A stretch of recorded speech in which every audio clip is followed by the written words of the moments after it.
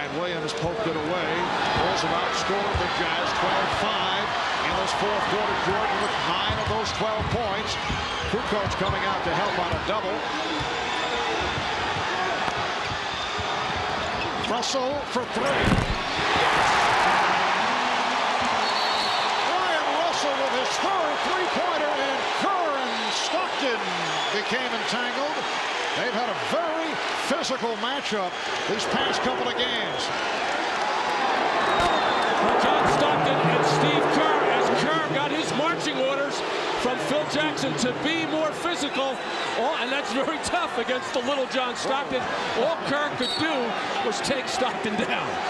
And double technicals called on Stockton and Kerr. These two guys go back quite some time. John Stockton played at Gonzaga, had a terrific career. That's a reaching foul.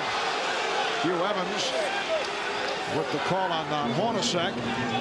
And Steve Kerr was recruited by Gonzaga. Went out to work out at Gonzaga against John Stockton and changed his mind. Well, Stockton, Arizona, yes. Stockton torched him there. Steve coming out of the Los Angeles area, Pacific Palisades. Then he gets up there on the recruiting tryout trip and was embarrassed. Jordan for 3. Kukoc able to hustle it down and fire. The other nice shot, Tony Kukoc. And then Kukoc deflected it out of bounds. Chicago appearing to have the same problems they had in the fourth quarter of game 4, relying so much on Michael Jordan when the other players get the opportunity, unable to deliver.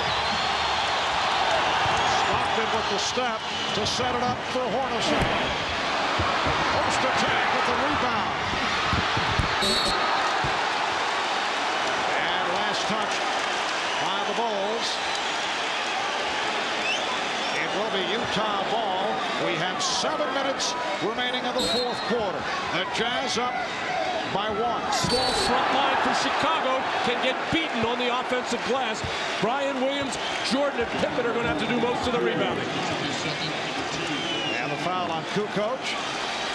For the Bulls, their second team foul. The Jazz also have 2. Kukoc gets caught here on this screen, and when he realizes he's dead, he just grabs on, tries to pull Hornacek down. Easy call. 2-shot foul for Hornacek, one of the great free throw shooters in the history of the NBA. How about Ostertag? 14 rebounds, 7 on the offensive glass. And the Jazz now leading 81-79. There's Greg Ostertag in his second season from Kansas, a #1 draft pick last year, made major strides this season. And this for Hornacek. Chicago with the ball, trailing by 2. Jordan trying to slow things down. You can see him motioning over to Kukoc.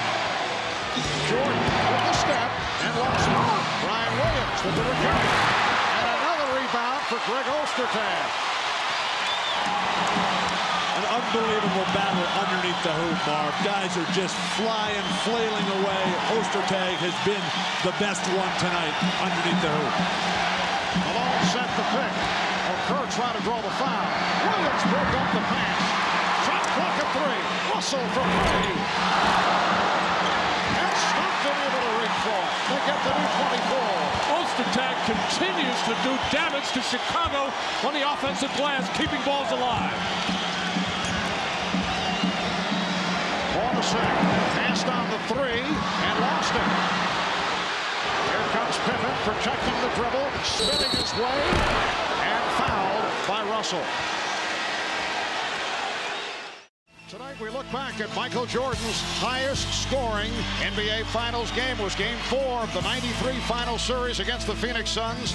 Michael Jordan with 55 points, 21 of 37 from the field. The 55 tied Rick Barry for the second most points scored in a Finals. Elgin Baylor scored 61 against the Celtics for the Lakers back in '65. In recognition of this classic moment, the Miller Brewing Company will donate $1,000 to the Thurgood Marshall Scholarship Fund. To check up on the condition of Michael Jordan, let's check in with Ahmad Rashad. Ahmad? All right, thanks, Marv. I just spoke with Chip Traynor, the Bulls trainer, And Chip says Michael's just still fatigued, totally fatigued. He doesn't know how he continues to play, but as you watch him, he is struggling and still out there trying to give it his all. Let's go down to Jim Gray. All right, thanks, Ahmad. During that timeout, Jerry Sloan told his team, I'm very happy with this type of effort. It's this type of effort that's going to win the game. Then he looked right at Greg Ostertag, and he told him, get ready for the ball in front of the rim. He says, it's coming to you because they're going to be double-teaming Karl Malone the rest of the way. Marv? All right, thank you, Jim. And Scottie Pippen to the free throw line. He's 4 of 5 at the line. 5:57 remaining in the fourth quarter. And the Bulls are down by 2. What a follow-up to what took place here on Sunday night. The Jazz beat the Bulls in a dramatic finish, 78-73. Look at the big four, led by Michael Jordan. The game on Sunday, the second lowest scoring game in NBA Finals history, but it will go down as a classic by virtue of that finish. Utah scoring the game's final 9 points, and we have another dazzling finish developing here. The game tied at 81. Dennis Rodman back in, playing with 5 fouls. Karl Malone playing with 4. Along with a bad pass, but a foul is called. Jazz bailed out on that foul. Only 6 on the shot clock. It's called on Jordan, his 3rd. Utah having a lot of trouble delivering the ball. Michael Jordan grabbing Brian Russell from behind. Karl Malone just 5 points and 3 boards here in the entire second half. Played by foul trouble. He's got 4. Both teams with 3 team fouls. And pass. And the ball back to the Bulls. And that scoring slack picked up by Chris Morris earlier and Greg Ostertag, both them with 11 points as Karl Malone's scoring is down. Jordan being played by Russell. Pippen the grip. And it will be Utah ball. Timeout situation. Chicago 4 and a 20 remaining. Utah with 3 and a 20 with 5 minutes to go. The score tied at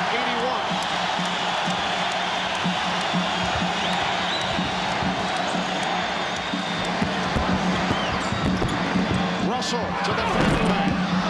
Ostertag could not get to it. That was Jim Gray's report. You got to get the ball into Ostertag's house and Ostertag's hands in the front of the rim. As soon as I run out of talk and think at the same time, we can move on with this game. Rodman setting up at the high post, finding Jordan. Rebounded by Malone.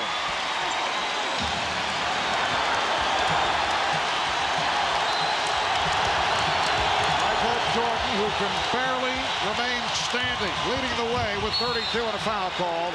The push putting Stockton on the floor, but it's a non-shooting call. Team foul number 4 committed by Chicago. This has been the strategy for Chicago, especially in the fourth quarter, really only in the fourth quarter, running to double team Stockton to make him pick up his dribble and get the ball out of his hand. Chicago's guards, Steve Kerr and Ron Harper, done a much better job on Stockton here tonight than they did in Game 4. Now, who's going to want to shoot here for Utah? Oh, Malone, not what he had in mind. Karl Malone went to the air and then wasn't certain whether he wanted to pass it or shoot it, and that was the end result. You don't win the championship unless your best player delivers at the biggest moments. Karl Malone in Game 3 was huge, going to the hoop all night long.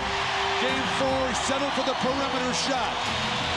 Tonight, with everything on the line in a game the Jazz absolutely have to win, Karl Malone, 14 in the paint, 4 points on the jumpers. But again, with just 5 points in the second half, not enough. But Karl is still not getting those opportunities at that high right elbow, top of the key area, where he can either take or fake that jump shot and then drive it hard. The game tied at 81. And we've been tied at 81 for the last 2 minutes. And Kerr was pushed. Number 5 on Malone. He's hurt himself with some bad fouls. Remember, number 3 which followed a poor shot, and then number 4 put him on the bench for a long time. Well, you have to go out to the open man because Kerr, even though he's shooting the ball terribly from 3, you got to challenge, but you can't get another foul like that. Karl has always been a reach-in type defensive player. Never really played above the rim on the defensive end. Here's Jordan trying to go glass. Pippen could not convert on the rebound. Hornacek for Russell on the wing. He had Stockton on the other side, but did not see him. We're down to 3 minutes and 20 seconds to go in the 4th. The game tied at 81. Malone played by Rodman and double team. Pippen knocked it aside. Picked up, recovered though. Stockton for 3.